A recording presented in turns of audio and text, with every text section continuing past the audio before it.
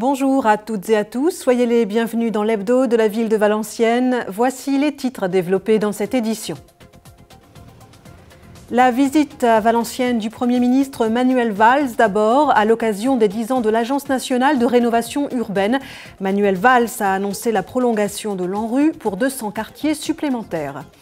Le lancement de la programmation de Mons 2015 ensuite. Nous reviendrons sur la cérémonie fraîche et décalée au Loto Mons Expo et sur le partenariat entre Mons et Valenciennes.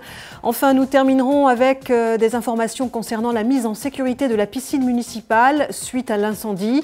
Les opérations ont démarré lundi 13 octobre. L'actualité de la semaine, c'est comme vous le savez, la visite du Premier ministre Manuel Valls à Valenciennes à l'occasion des 10 ans de l'ANRU. En compagnie du député maire Laurent de Gallet et de Jean-Louis Borloo, l'initiateur de l'ANRU. Manuel Valls a visité les quartiers faubourgs de Cambrai et du Temple avant de faire l'annonce que tout le monde espérait, à savoir la prolongation de la rénovation urbaine. Une enveloppe de 5 milliards d'euros va être allouée par le gouvernement à l'agence de rénovation pour venir en aide à 200 quartiers supplémentaires. On écoute l'annonce du Premier ministre. La ville, elle est née il y a plusieurs années déjà.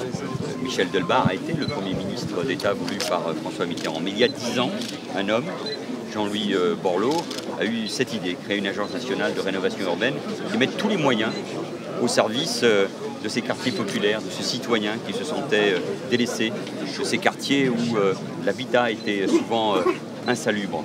Et cette politique, elle est l'objet d'une continuité. Et nous allons poursuivre cette politique. Je viens d'annoncer 5 milliards supplémentaires pour l'Agence nationale de rénovation urbaine. Voilà, 5 milliards d'euros donc pour 200 quartiers prioritaires. L'ANRU est un sujet qui rassemble les forces politiques, toutes couleurs confondues. C'est ce que le Premier ministre et Jean-Louis Borloo ont rappelé. Je pense qu'il ne faut pas ramener ça à nos débats politiques.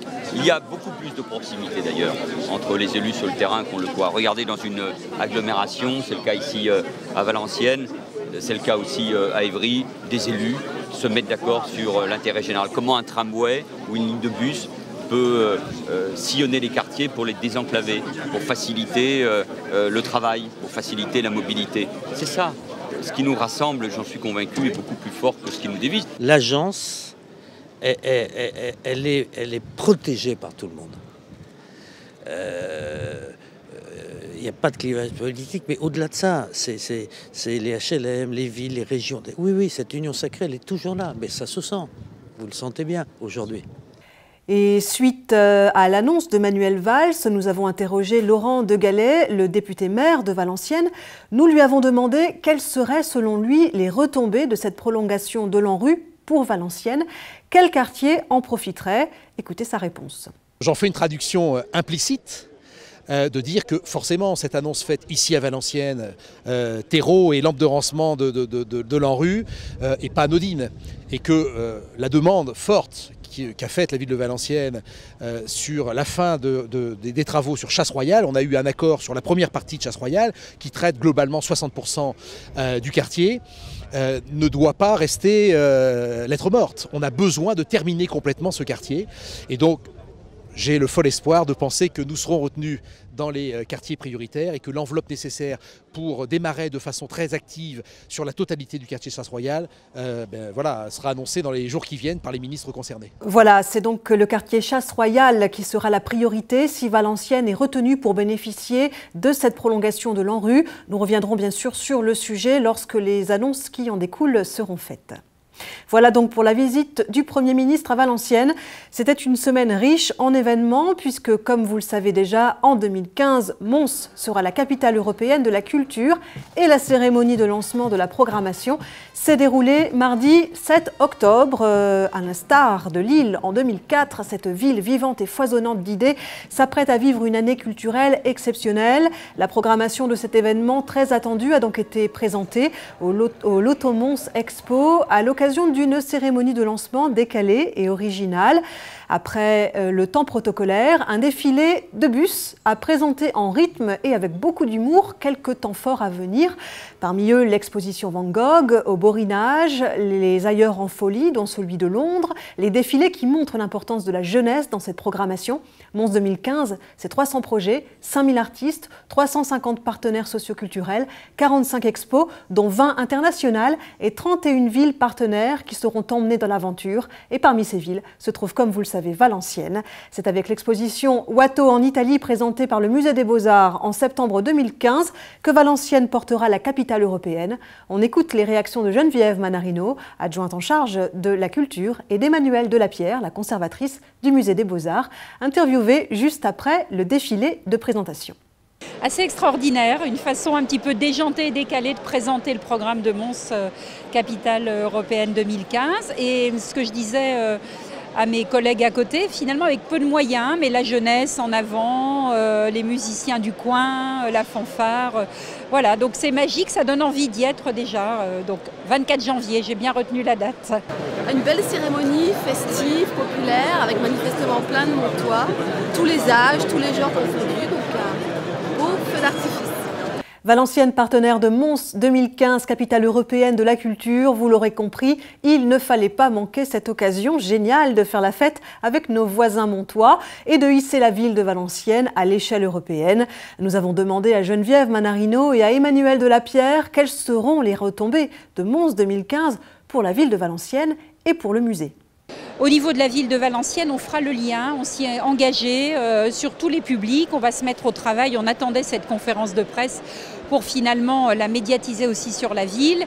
Et donc on va se mettre au travail pour que les habitants de la ville de Valenciennes puissent accéder à toutes les manifestations montoises. On attend plus de publics, des publics différents, des publics qui se croisent, qui circulent, à la fois de Mons à Valenciennes et puis aussi jusqu'à Lens, puisqu'on a aussi un partenariat avec le Louvre-Lens qui proposera une exposition sur Watteau et la fête galante pour faire écho à l'initiative valenciennoise. Voilà, sachez que l'ouverture de Mons 2015 est prévue pour le 24 janvier. La soirée risque fort d'être mémorable. Quant au programme, vous pouvez d'ores et déjà le consulter sur www.mons2015.eu. On continue ce journal avec des nouvelles du côté de la piscine de Valenciennes suite à l'incendie qui a ravagé la piscine municipale. Sachez que depuis lundi 13 octobre et au terme des premières expertises, a démarré une nouvelle phase de mise en sécurité du site. Il s'agit de finir de coucher la façade est, de clôturer le site avec des clôtures pleines, d'évacuer tout le matériel restant dans le sous-sol de la piscine et de clôturer les abords du sous-sol pour y empêcher tout accès. Ces opérations de mise en sécurité durent 3 semaines. La façade sera quant à elle déposée dans les 3 jours. La phase de démolition proprement dite interviendra ultérieurement sans que la ville n'ait établi précisément de jour.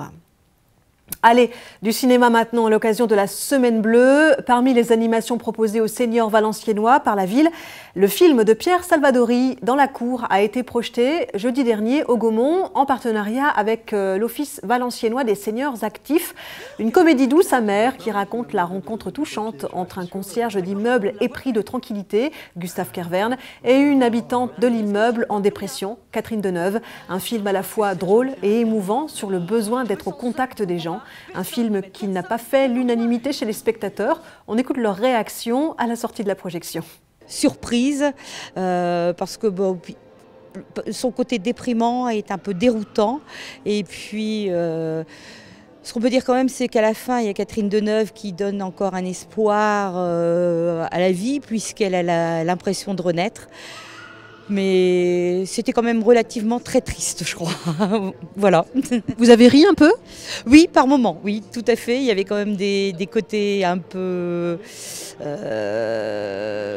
pas rigolos, mais qui donnaient un effet plus gai à ce film. J'étais un petit peu déçue, j'ai pas trop aimé.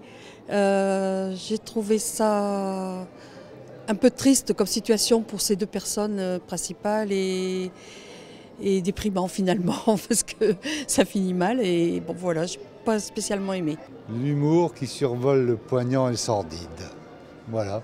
Puis après, les acteurs, surtout l'homme, était du tonnerre, vraiment exceptionnel. Ému et content d'avoir vu un beau film, quoi. J'ai trouvé que c'était un peu triste, déprimant. On se demandait toujours comment ça allait continuer, finir. C'était un petit peu difficile, quoi.